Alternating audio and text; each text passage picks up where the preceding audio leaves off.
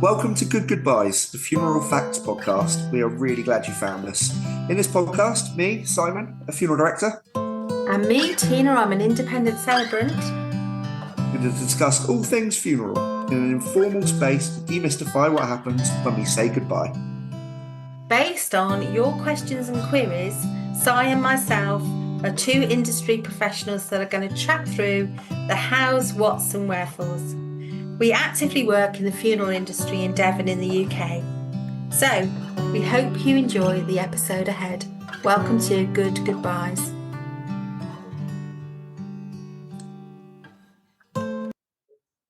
Hello and welcome to Good Goodbyes with me, Si. And me, Tina. Thank you so much for joining us. Now, today, what we're talking about. So, a little bite-sized episode today for a reason. So we're going to talk really quickly about green funerals and what that kind of overarching phrase means. But we do have intention of getting a guest on to speak about it in much more depth.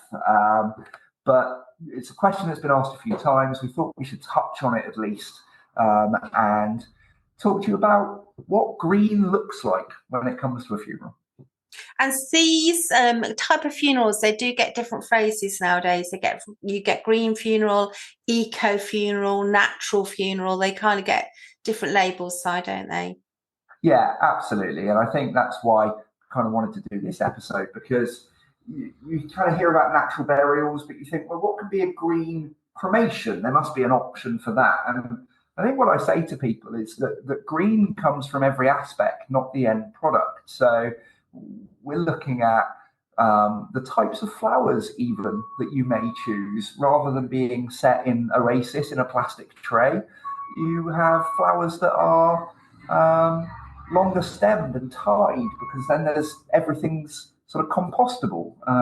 You look at the material of the coffin perhaps, and whether that's a willow or a bamboo or seagrass or something like that, or even a single solid wood. So something like pine, which is hugely regenerative and quickly grown. You can get coffins that are pine in their entirety, from the handles to the tops and all of it. And that obviously is a more green option than a chipboard with a veneer with the plastic tops and the plastic handles.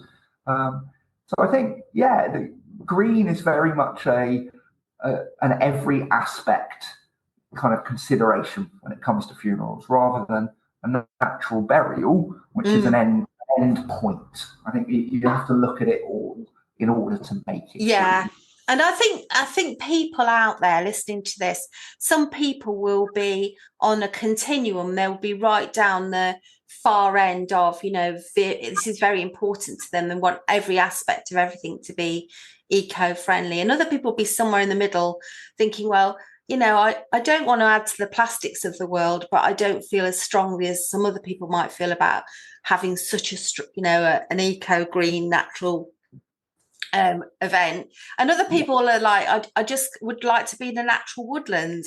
So people kind of move up and down that continuum, don't they? I think there is a lot more awareness about use of plastics now. So I have been asked that by one lady recently who was just saying, can I have it with less plastics? And I was like, yeah, absolutely. Talk to your funeral director. They'll guide you around the kind of things that would be less plastic.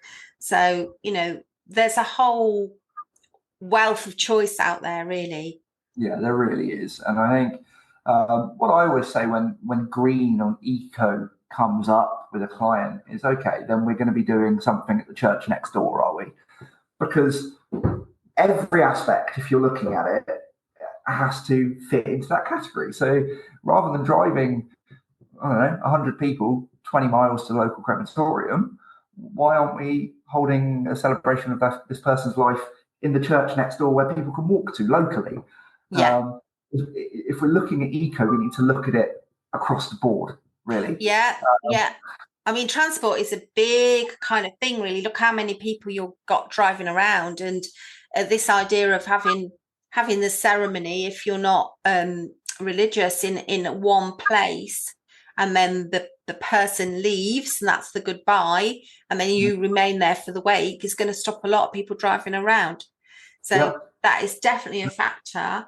And if you choose somewhere in a natural environment, they won't expect you to have a headstone, for example. They'll expect you to have something that's a lot more natural, plant, maybe some rocks or trees instead of a headstone. Yeah. And also, I guess, the way we treat the deceased. So, you wouldn't expect them to be embalmed. We haven't had an episode on that side, but it comes up occasionally when we talk about funerals, doesn't it? And there are chemicals used in that process that once you're in your final resting place, if you're buried, are going to maybe eventually be in the soil. And so in a natural burial ground, you would not be allowed to be there if you'd been embalmed. Exactly that, and even down to dressing the deceased at that point, we're going to be asking for natural fibres. It's returning to the earth. The coffin choices you have at a natural burial are limited, obviously. We're looking at what those are lined with, even not even the external sort of handles and things like that. But with a cremation, a coffin will be lined with a creme film, which is a waterproof barrier. Well, we wouldn't do that with a natural burial. We'd use something which is called an ASAP liner, which is paper, because it's still absorbent, but it will decompose. It will compost down. And I think it's tiny little differences that all add up to that title of green. Lots of people are thinking about their air miles, aren't they? So they would want like natural in season flowers, not anything that's been hot house that's come over from Holland, for example. Exactly. And this is what really comes into it is each of these decisions that are made.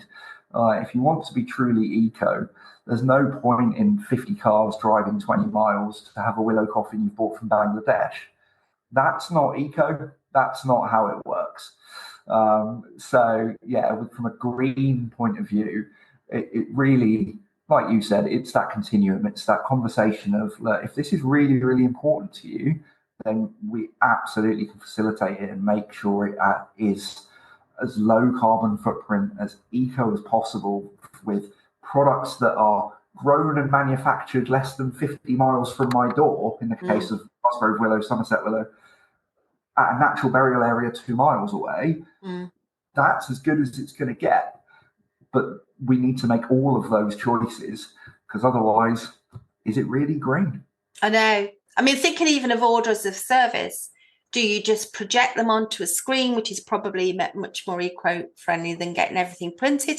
Or do you get everything printed on materials that's embedded with seeds that the guests can put in the ground for wilding afterwards? There are lots of options when you start going down this route. I had a family recently that said, we don't want printed, we want you to make an order of service and then send us the PDF and we'll send it to everyone. Yeah. They can read it on their phones. Absolutely. That's as good as it gets. We're not printing anything then. So there are so many options and so many choices that can be made to make something truly green. Yeah. But don't fall into the trap of thinking because, well, actually, we're going to have a willow coffin and that's a green funeral. It helps. It's a step. But you've got to look at every aspect of it. It's a nod to it, isn't it? And I mean, the last thing I just wanted to say is you can go to specialist companies who do this thing and label themselves as specialist in this area. Of course you can. Yeah. But equally, your own funeral director and, a celebrant working in your area will be able to accommodate all of this for you, and guide you. You don't need necessarily to have a specialist labelled place. Yeah, absolutely. As always, have a conversation first and foremost, because it helps both sides, for the funeral director and for yourself, to really get a good understanding of how green we're talking. Yes, what shade of green? What shade of green? That is a great call. Yeah, light green, a bit more evergreen. How you going? Yeah.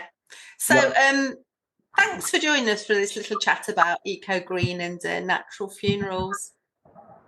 Yeah, it's been a good little chat, but like we said, we're probably going to get someone in to talk a little bit more in depth about it. But that gives you really something to be kind of going on with and kind of, I don't want to say reassessing, but assessing what you thought of might be green. Yeah, bit of food for thought. Exactly Thanks for joining us.